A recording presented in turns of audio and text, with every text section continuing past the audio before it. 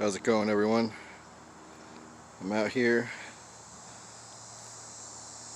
all the way in the swamp, the woods, forest, whatever you want to call it. It's got a mix of all that, really. But I'm here to do a long-term review of the Freego F1 Pro.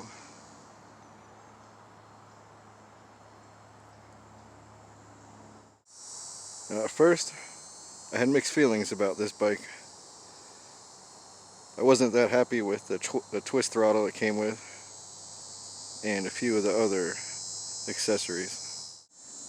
I felt like this bike should have had an adjustable shock. It's not that much more, and it adds a lot of value to the bike and a lot of adjustability. But this shock is a lot better than I gave it credit for at first, and it's acceptable. I will probably change this out later for something a little better with some adjustability, but it does work. The next thing I wasn't that happy about was the low-level tourney, not even the more modern tourney TX, but this entry-level flat face. But once again, now that I've put well over 1,000 miles on these derailleurs, they work. It's good enough, and since it's a hub motor, it doesn't need anything fancy. All the power is coming in before the drivetrain, so it's acceptable and it works well. Another thing I really wasn't happy about was this monstrosity here, but now I wouldn't want an e-bike with any other shifter. It's perfect. You can shift it like a car with this, and it's a tourney. You just crank on that handle and it goes. It might make some noise, but it's gonna work. Alright, now that we got those out of the way, you say, do you even like anything about this bike? And yes, I do. First of all, it is fast. I've seen the speed vary on these, but this one goes 37 miles an hour. Realistically, it's probably about 36, but still, it's fast. It does drain the battery.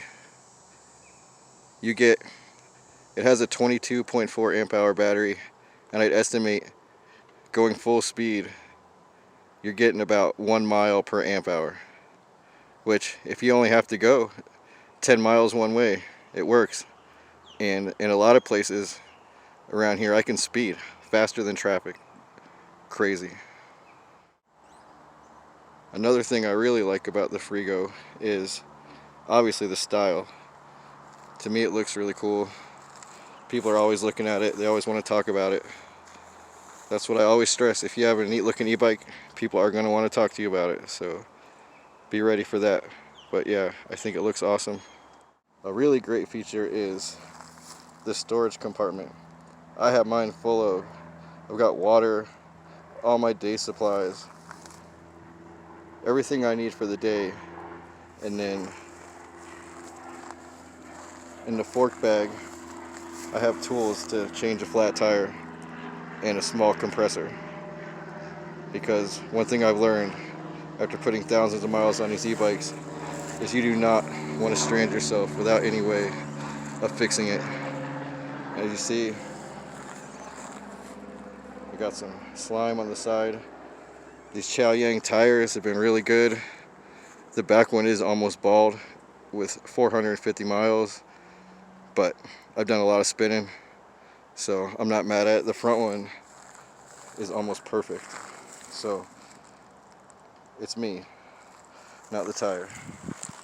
They do grip rather well off-road. I mean, they're not the best I've ever used, but they definitely work. That's the main thing. That's the theme of this bike. The thing works. It is the workhorse of my e-bike fleet. I always know if I just need to do something, it's right here. It's supplemented my vehicle. I'm in the process of doing errands on it right now. I'll be stopping by my buddy's house when I finish this video. And I rode it all the way out in the woods, about 15 miles.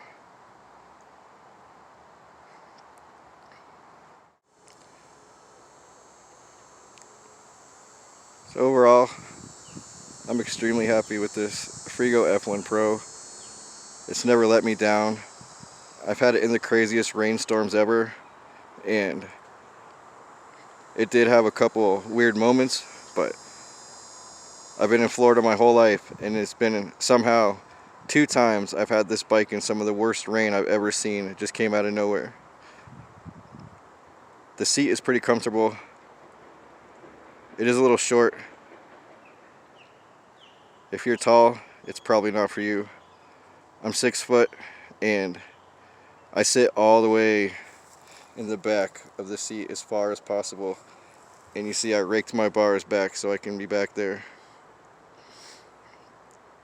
But really, the greatest thing about this Freego F1 Pro is it can get you to places like this.